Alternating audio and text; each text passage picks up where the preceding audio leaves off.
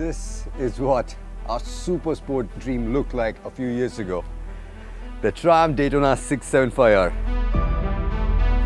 The only real track-focused weapon that we had on offer in India. And my God, was it sensational.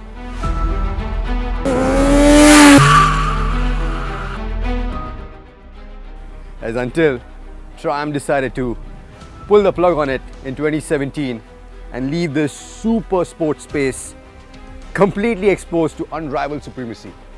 Something which Kawasaki had been eyeing for quite some time now, and they seized full control of earlier this year by the launch of their lime green Screamer.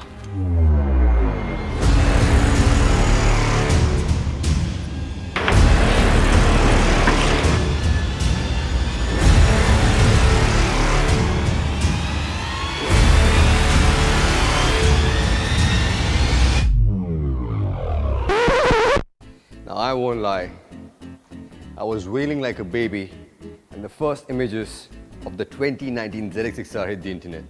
I mean, I know looks are subjective, but come on, the previous generation Zx6r looked like $1,000,000.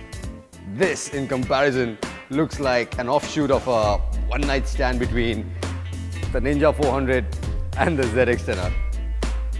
But then again, who gives a flying rabbit about aesthetics when you can pick one up for just 10.49 lakhs and then make angry love? It sounds like this.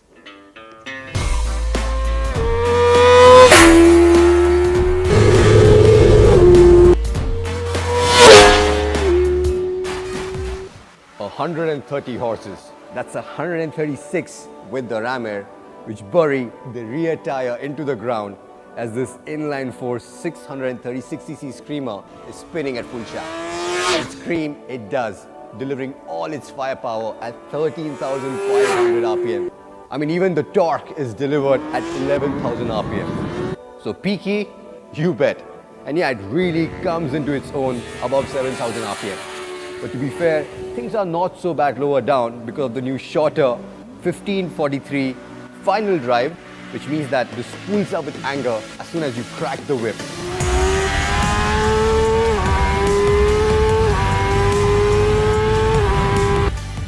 And more than that, I also love the way it delivers this power. It's really nice and smooth and refined. The handlebar and the pegs are well damped, which means you have the best sensation between your legs as the Zx6r explodes into a screaming, kicking rage.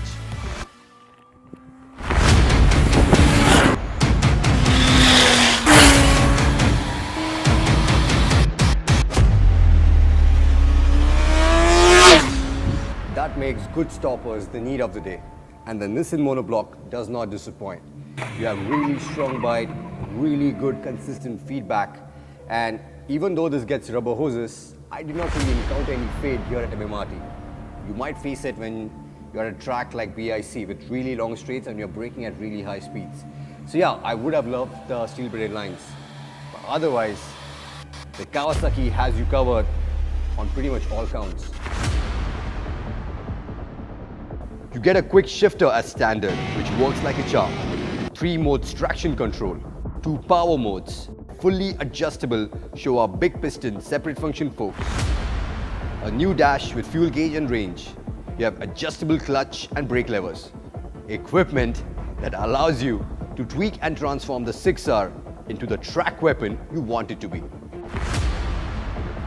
Stiffening up the suspension and lowering the tire pressures really laid bare the racing roots of the Zx6r. I mean, the bike felt nice and taut under hard braking.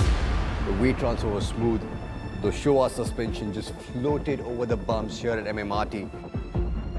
Also, for a road track compromise, the feedback from the perimeter frame is very good. It doesn't turn in as quickly as the Daytona. It's not as sharp or quick on its feet, and you do feel its 198 kgs curve weight during quick change of directions. But once you have it laid over, it will hold the line like its life depended on it. And then you have its 1400mm wheelbase to really power out of corners with a lot of confidence and leave huge black lines on the asphalt. I think this is also down to the connection you feel between the throttle and the rear tire, because that's something which I have missed on the new generation ZX10Rs, especially after Kawasaki introduced the ride-by-wire system. This is traditional, cable operated, and I love it. The only thing, if you ask me, which I really missed on this bike here on the track were the tires. I mean, you have the Battle Axe, Bridgestone Battle Axe S22Rs, which are good road tires, but here on the track, they just did not cut it. They just failed to give the amount of grip and feedback which was necessary to really push this motorcycle. I really wish Kawasaki would have allowed me to slap on the Michelin slicks, because right now I feel we have just about skimmed the surface and the tires really did not allow me to showcase what this motorcycle can truly do here on the racetrack. So on the whole, the ZX6R has me floored. It's a really nice option even for new guys upgrading to a bigger bike, because in the lower revs it's nice and docile, it's not at all intimidating.